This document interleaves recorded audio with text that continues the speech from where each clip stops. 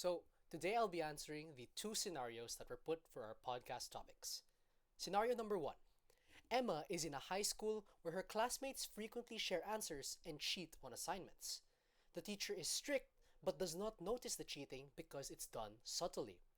Emma feels pressured to join in to fit in with her peers, but she is also committed to maintaining her academic integrity.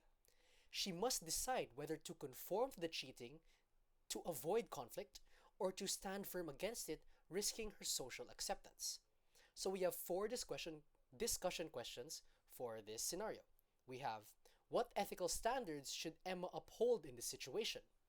Number two, should Emma conform to her peers' cheating practices or refuse to participate?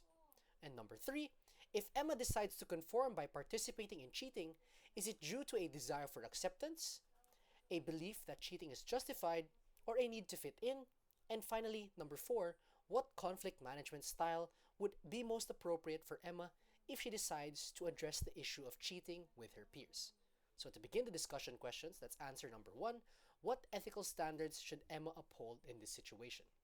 To put it simply, she should continue to uphold her academic integrity and the value of honesty. These two ethical standards are probably the most important things that we have in school, because the school, the teachers, our parents trust us to go to school to learn and to study and to fully understand the topics we are given. And by cheating, we are indeed negating the trust that has been given to us. So upholding honesty and upholding integrity are two important ethical standards Emma should continue to uphold in this situation to continue to keep her academic integrity right. Next question: should Emma conform to her peers' cheating practices or refuse to participate? To put it simply, she should just flatly refuse to participate. If it's not affecting her, then it will not affect anyone else. And for example, if she were to get in trouble or the teacher would find out that her fellow students are cheating, then by not participating in the cheating, she would not get into trouble or get into any conflict. Number three, if Emma decides to conform by participating in cheating, is it due to a desire of acceptance, a justified belief that cheating is justified, or a need to fit into the group's norms? To put it simply, it would probably be a need to fit into the group's norms. Once again, these are high school students.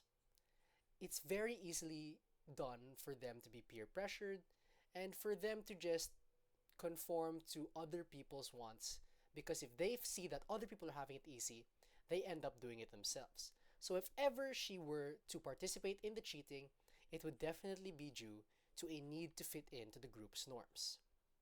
So number four and the last discussion question: what conflict management style would be most appropriate for Emma if she decides to address the issue of cheating with her peers? To put it simply, the management style that would probably be the best would be simply avoiding. Because if she wants to continue to maintain her academic integrity while addressing the issue at the same time and avoid conflict with her peers to keep her social acceptance or her social status straight, then simply avoiding it in the first place, not contacting anyone who is cheating or not interacting with anyone of the sort, would be simply the best answer in order to fully avoid the whole problem in the first place. So moving on, we have scenario two. Alex is assigned to a group project where the group members expect him to take more than his fair share of work. The group is tight-knit and values teamwork, but Alex prefers working independently and feels overwhelmed by the extra responsibilities.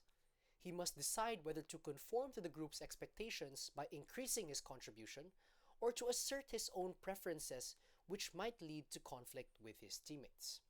So once again, we have four discussion questions for this. What ethical standards should Alex consider in this situation?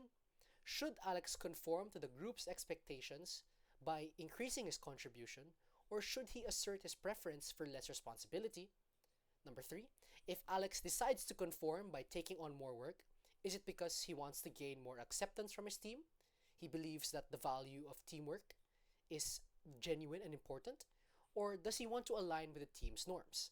And finally, number four, what conflict management style would be most effective for Alex if he chooses to discuss and resolve the workload distribution issue with his team? So let's begin by answering number one. What ethical standards should Alex consider in this situation? To put it simply, Alex should just be honest with his teammates. Once again, it's another thing with honesty because honesty is probably one of the most important ethical standards that we can uphold as well as responsibility, which he should actually also uphold as well. Honesty and responsibility. Honesty by first telling his teammates that he does have his own preference, but he's willing to take responsibility because once again it is a group work, not a individual work. So he's willing to take on responsibility to sort of compromise on his own personal beliefs in order to help benefit the team because that is what you do when you're doing a team project. So, question number 2, should Alex conform to the group's expectations by increasing his contribution, or should he assert his preference for less responsibility? Well, it depends on what kind of person Alex is. If he's really, really, really into working by himself, then I guess the only option for him is to preference and assert that he needs to have less responsibility because he prefers working alone. But if he's like anyone else, then Alex would simply just conform to the group's expectations by increasing his workload and helping the others work as a team. Because I'm going to be repeating this a lot. Once again, this is a team and group work, not simply an individual work for Alex to be doing by himself. He needs to understand that it's not just him working in the team, there's also other members who also have to shoulder the responsibility the same as Alex. So, for my personal answer, I believe that yes, Alex should conform to the group's expectations and simply complying to them in order to avoid conflict. Because if he were to assert his preferences, then there also could be potential conflict within the group. So, next question. If Alex decides to conform by taking on more work, is it because he wants to gain acceptance, he genuinely believes in the value of teamwork, or he wants to align with the team's norms? I think that he would probably want to align with the team's norms and he wants to gain acceptance from his team. Once again, if Alex does decide to conform to the taking on of more work, it's because he realizes that he is not in an individual setting where he has to work on by himself, which is what he's used to. He is now in a group work that takes multiple other members to finish. So by complying and by identifying that he needs to work and he needs to compromise, work in a group setting, work with his teammates, provide great teamwork, provide good communication, simply by doing this, he would probably have a great time finishing this, whatever group work this may be.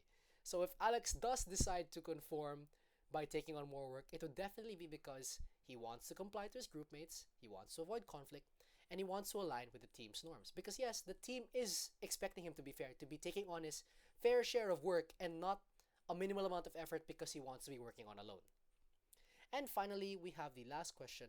What conflict management style would be most effective for Alex if he does decide to take on the workload distribution issue? I think simply compromising would probably be the best conflict management style. Because by compromising, you are able to find a middle ground between you and the other people of the group. Once again, this is a group work with other members in it, not just Alex. Either he asserts his preference, creating conflict and maybe arguments within the group, or he simply compromises to the group's needs and wants because it is a group work where everyone has to work their fair share and help each other out to the power of teamwork. So to put it simply, that was it. That's all the scenarios and all the questions answered for this podcast. Thank you and have a good night.